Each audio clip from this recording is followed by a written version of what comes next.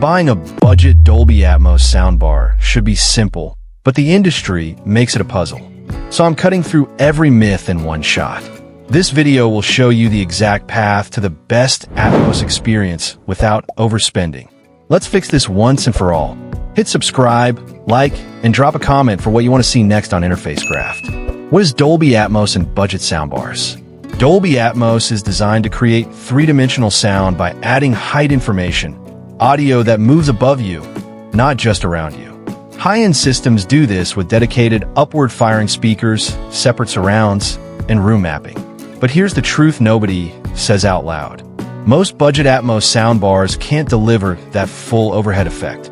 They rely on digital processing and psychoacoustic tricks, not physical height drivers. It still sounds better than basic 2.1 bars, but the difference depends heavily on your room, your seating position, and the bar's design. A good budget Atmos bar gives you a sense of space, depth, and movement, even if it can't match premium setups. You'll hear helicopters feel like they're rising, dialogue becomes clearer, and effects stretch wider than your TV screen. But if a bar claims Atmos and has no upward-firing speakers, no power, and no proper driver layout, but basically buying stereo with a fancy sticker. Understanding this difference is the foundation of everything else we're about to break down. It's the key to avoiding disappointment. And trust me, the next mistake people make is even more expensive. If this is helping already, hit like and stay with me. Common mistakes people make when buying budget Atmos soundbars. The biggest reason people regret buying a budget Dolby Atmos soundbar is simple. They trust the box more than the hardware. A lot of brands know that the word Dolby Atmos sells instantly, so they slap the logo on bars that don't even include upward-firing drivers. What you end up hearing is a processed version of the same stereo sound you already had, just slightly wider. And because most buyers don't know what physical Atmos actually requires, they walk away thinking they got a deal, when in reality, they bought the illusion of Atmos, not the real experience. Another mistake is choosing a bar with extremely low wattage or a tiny subwoofer. Budget brands often hide these numbers because they know that power directly affects Atmos performance. Weak bars can't push sound high enough to create vertical movement, and weak subs collapse the entire cinematic feel. Then there's placement. People shove their soundbar inside cabinets or too far below the TV, or in rooms that are way too big for the bar to handle. When it sounds flat, they blame Atmos, not the placement error or the underpowered hardware.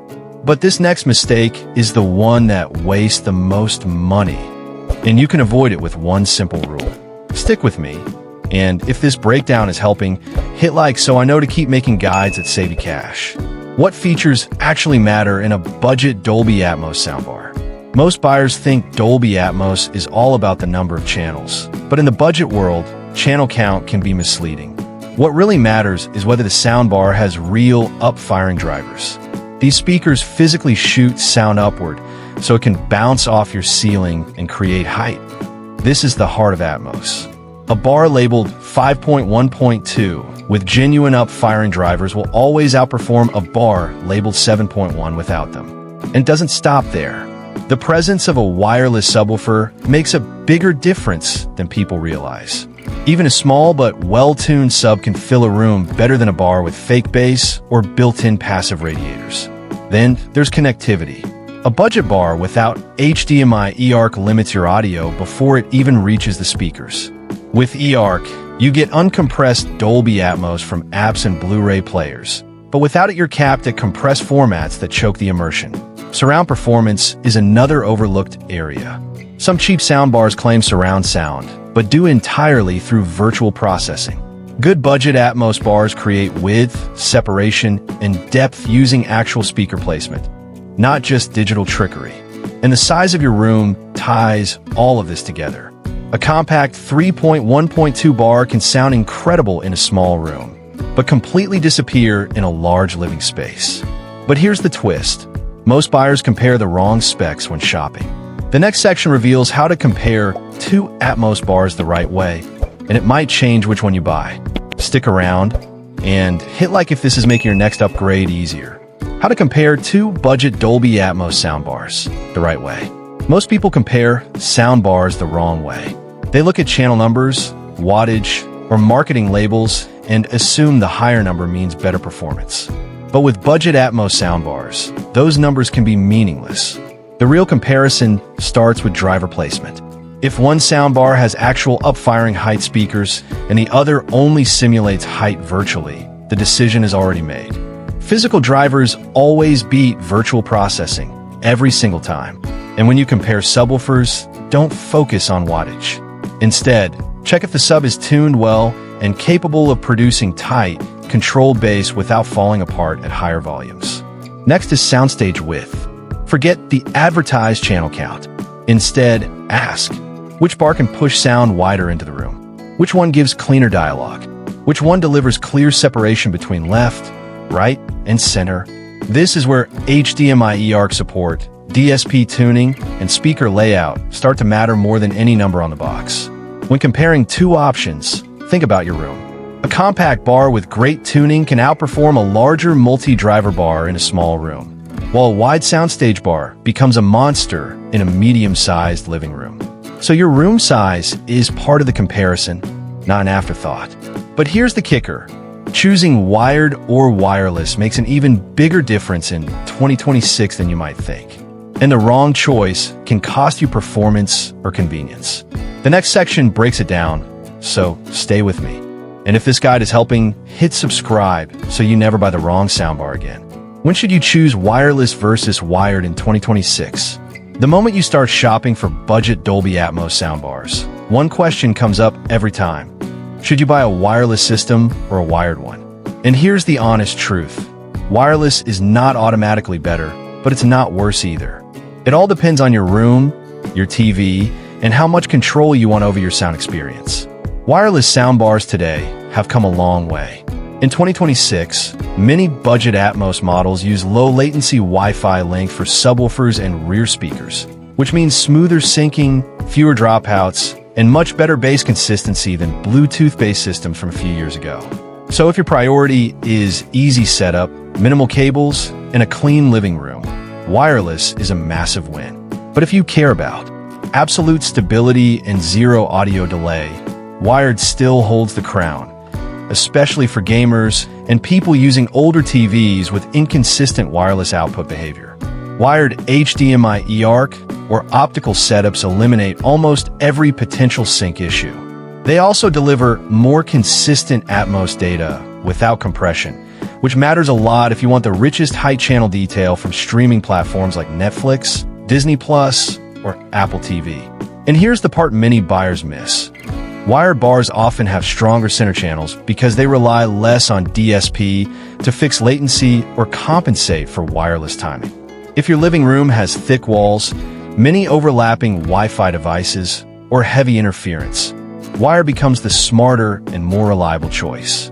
But the real secret, the one most people never realize, is that your buying strategy in 2026 affects your performance more than wired versus wireless. Buy at the wrong time, and you'll overpay for weaker gear. Buy at the right time, and you get premium sound for budget prices. The next part might save you $200 or more. So stay with me. And if this is helping, tap that subscribe button so you don't miss the next upgrade. The best buying strategy for Dolby Atmos budget soundbars in 2026. Most people think buying a soundbar is all about comparing specs, but in 2026, timing is just as important as performance. Budget Atmos soundbars go through predictable price cycles every year, especially from big brands like Samsung, Vizio, Hisense, TCL, JBL, and Polk. The best deals almost never appear randomly. They happen during specific windows when brands clear inventory or prepare their next refresh. The biggest price drops almost always happen 4 times a year. Early January, during mid-year refresh in June, July, back-to-school sales around September, and a massive Black Friday cycle in November. If you buy outside these windows, you're paying a premium, even if the product is already budget-friendly. The trick is simple.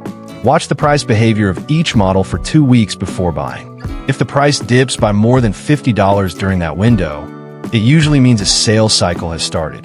That's the moment to jump. But timing isn't the only thing that saves money. Brand reliability matters just as much.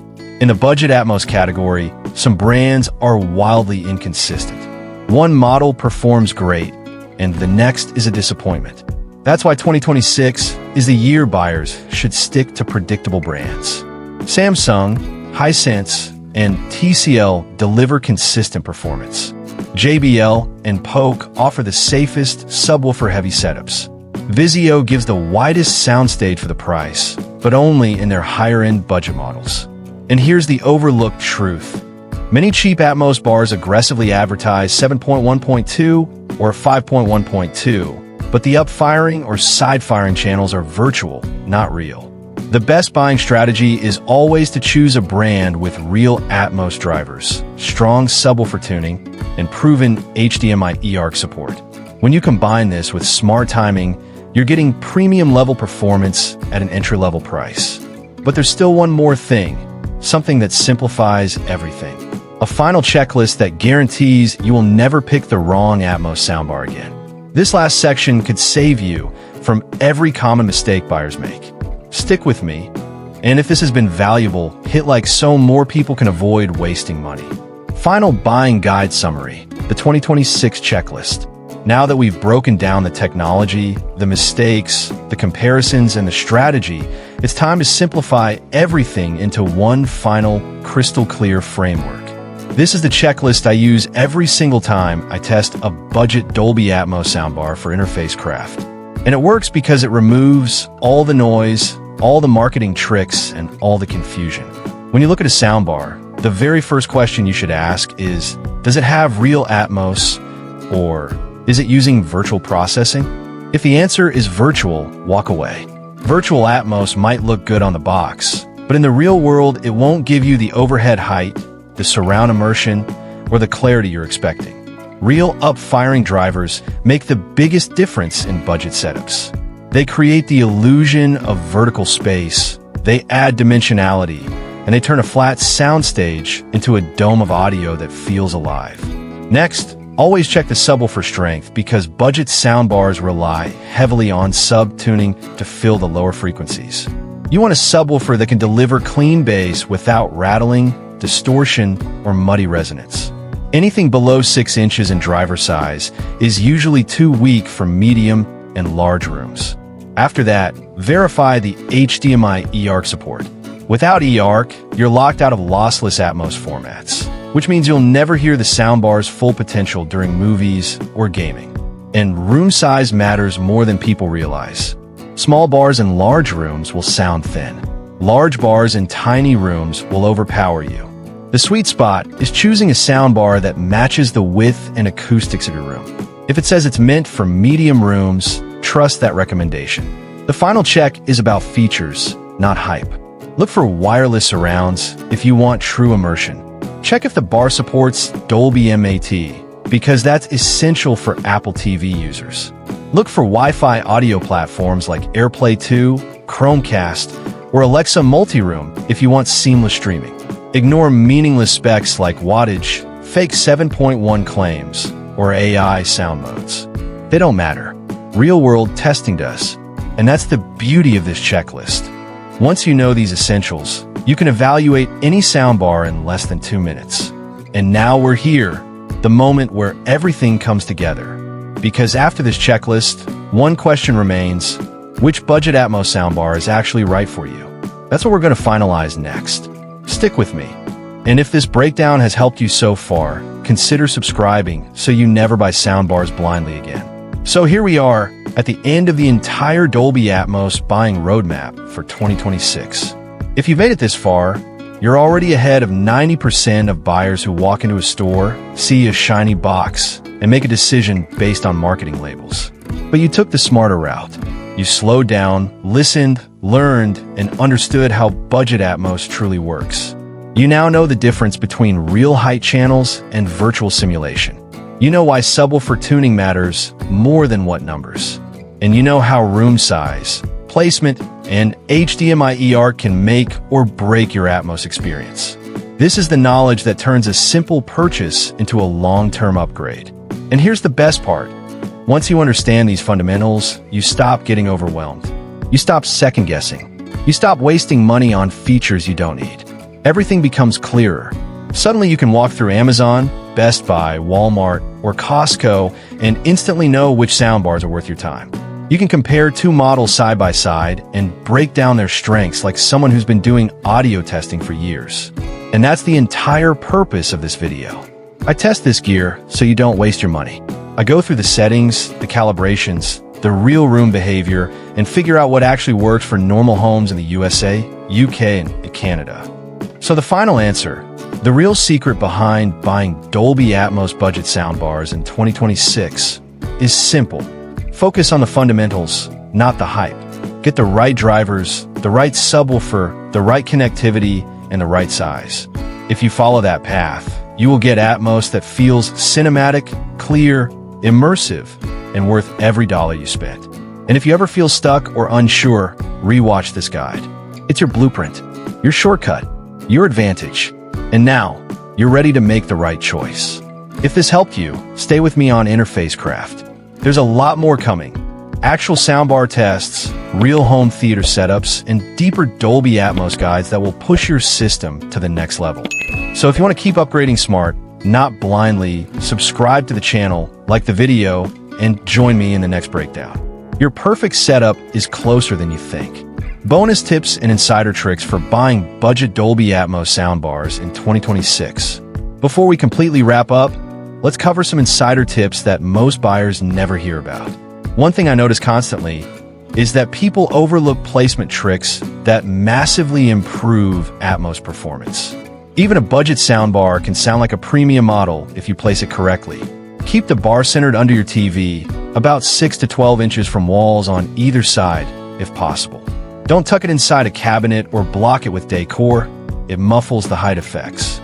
For subwoofers, corners are usually best for stronger bass, but if the bass feels boomy, move it slightly away from the corner to tighten the low end. These small adjustments can turn an ordinary budget bar into a system that feels immersive. Another often ignored tip is room acoustics. Hard surfaces like windows, bare walls, or tile floors reflect sound and can exaggerate highs or confuse the Atmos processing. Rugs, curtains, and furniture can actually help the soundbar perform closer to its advertised potential. In fact, in some tests, I've found that a $300 budget bar in a properly treated medium living room outperformed a $600 bar in a completely bare room. Understanding how your room interacts with your soundbar is a hidden advantage that gives you the best 3D audio without spending extra. Lastly, don't underestimate the power of firmware updates and brand software ecosystems. Many budget bars from Samsung, TCL, and JBL now support automatic tuning, virtual surround optimization, and EQ adjustments via apps. Checking for updates after unboxing can drastically improve dialogue clarity, surround effects, and bass response. Some bars even allow you to calibrate the height channels for the exact ceiling distance, giving a more accurate Atmos experience than out-of-the-box setups. And here's one more secret most people miss. The combination of placement, room setup, and app calibration can make a budget bar outperform some mid-range models. Stick with me for the final wrap-up, because the next section will show how to take all these tips and turn them into a concrete buying decision. If you're already enjoying this breakdown, hit like and subscribe so you don't miss the ultimate guide to buying the perfect Dolby Atmos setup in 2026. The ultimate buying decision and closing thoughts. Now that we've covered every detail, from real Dolby Atmos drivers, up-firing speakers, and subwoofer performance, to wired versus wireless setups, room acoustics, placement tricks, and buying timing, you're fully equipped to make a confident decision. The truth is, in 2026, buying a budget Dolby Atmos soundbar isn't about guessing, comparing spec sheets, or chasing flashy marketing. It's about focusing on what actually impacts sound in the real world. Genuine height channels, a properly tuned subwoofer, clean dialogue, eARC support, and the size of your room. Follow these rules, and even a budget bar can deliver a cinematic experience that feels like a much more expensive system. Think of it like this.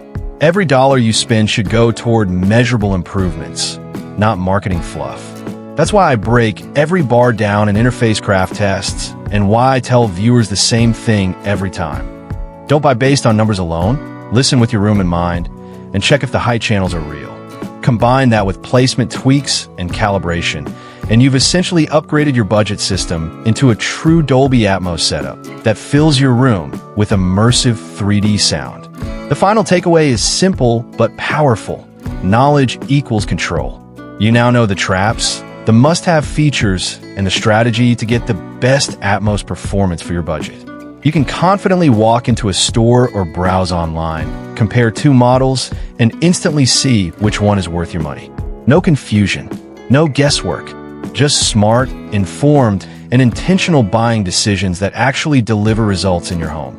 If this guide saved you time, money, or frustration, make sure you hit like and subscribe.